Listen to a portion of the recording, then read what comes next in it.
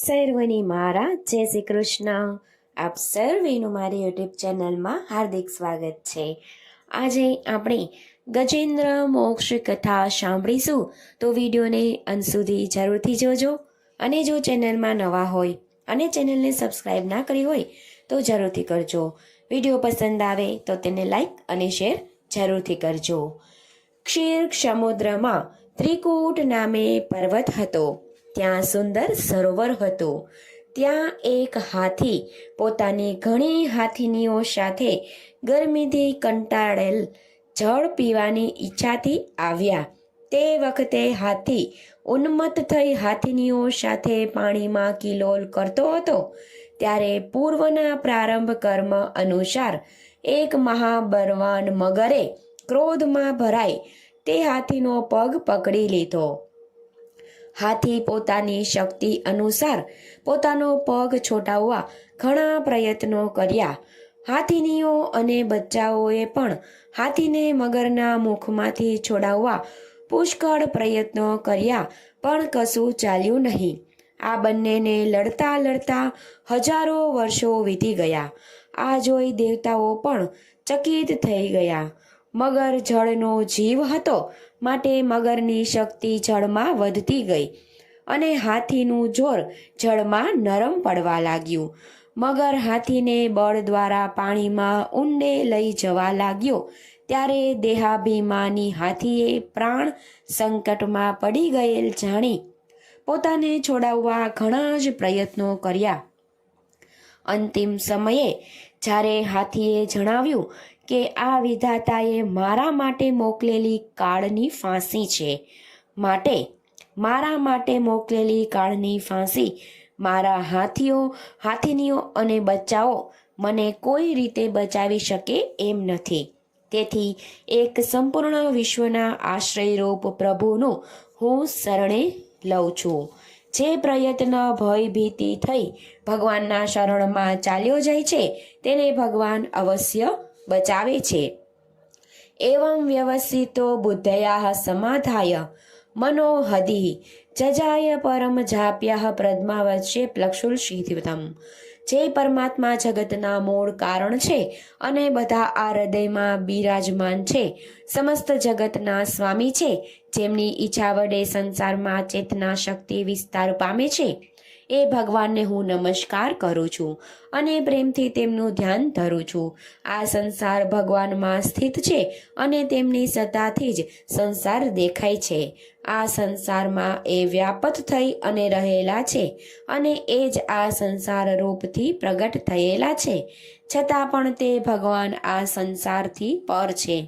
એવા સ્વયં પ્રકાશ પરમાત્માનું હું શરણે લઉં છું. હે પ્રભુ, મારી રક્ષા કરો. જેમના પરમ મંગલમય સ્વરૂપના દર્શન કરવા માટે મહાત્માઓ સંસારની આસક્તિ છોડી અને વનમાં જઈ બ્રહ્મચાર્ય વગેરે ધર્મ આચરણ કરી અને પ્રભુનું ધ્યાન કરે છે, તે જ પ્રભુ મારા સહાય બનો. મારી ગતિરૂપ થાઓ. જેમના જન્મ કર્મ નામ રૂપ દિવ્ય છે, તો તેમના સંબંધમાં ગુણ દોષની કલ્પના તો ન જ થઈ શકે. એ જ અનંત શક્તિમાન પરબ્રહ્માને હું નમસ્કાર કરું છું.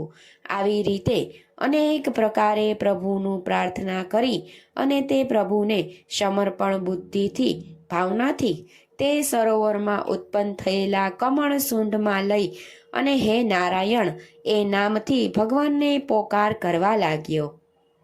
આ હાથીની સ્તુતિ સાંભળી કોઈ દેવો ત્યાં આવી અને હાથીની રક્ષા માટે ન આવ્યા. તે સમયે સર્વના આત્મ ભગવાન શ્રી હરિ વેદમય ગરુડ ઉપર સવાર થઈ અને ચક્રવારી ભગવાન ઘણી શીઘ્રતાથી ત્યાં આવી પહોંચ્યા. ભગવાનને પધારેલા જોઈ કમળ પુષ્પને સૂંઢમાં લઈ અને પ્રભુને અર્પણ કર્યું. ઘણા સંકટથી હાથીએ ભગવાનને નમસ્કાર કર્યા. ભગવાનને સુદર્શન ચક્રથી તે મગરનું મોં ચીરી નાખી હાથીને છોડાવી સરોવરમાંથી બહાર કાઢ્યો. આ જગતના પ્રાણીઓ હાથીઓ સમાન ધનના તેમના મદમાં આવી અને સંસાર અનેક વિષય સુખોમાં રાંચી સ્વાદ લેવા મથે છે. પણ જે વખતે કાળરૂપી મગરનું તેડું આવે છે તે વખતે મિથ્યાભિમાની દેહધારી હાથી જેવો આ જીવ તેની રક્ષા કરવા સ્ત્રીરૂપી હાથેણી પોતાના પુત્રો, પૈસા, નોકર, ચાકર વગેરે બધાય નજરે જોયા કરે છે, પણ કોઈ તે કાળના મુખમાંથી છોડાવી શકતા નથી.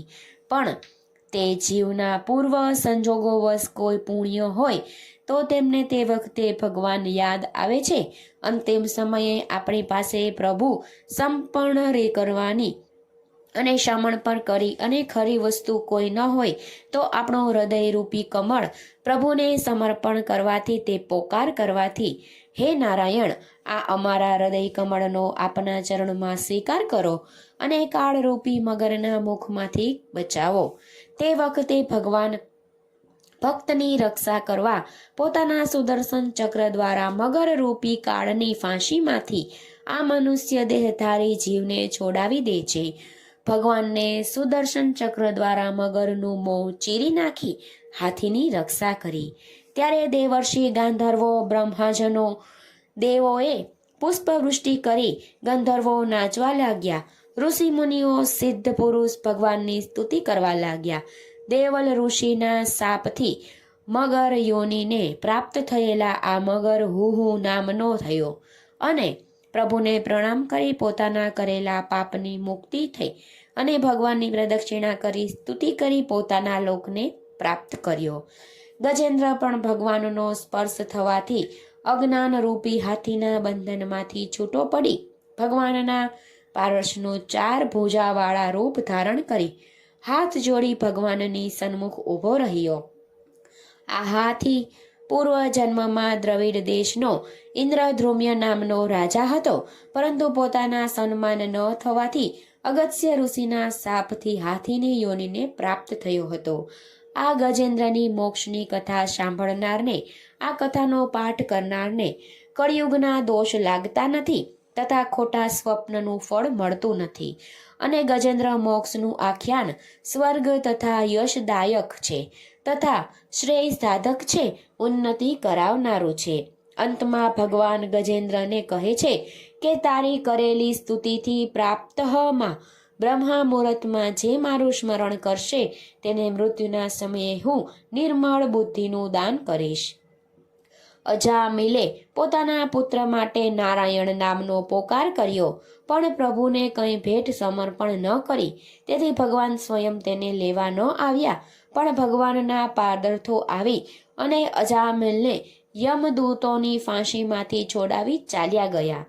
પરંતુ જે કોઈ પ્રભુને કંઈક અર્પણ કરે છે, ઉપહાર સમર્પણ કરી અને પ્રભુનો પોકાર કરે છે, તો અંત સમયે યમના દૂતો તેમને લેવા આવતા નથી, પરંતુ સ્વયં ભગવાન તેમને લેવા આવે છે. તો સર્વને મારા જય શ્રી કૃષ્ણ.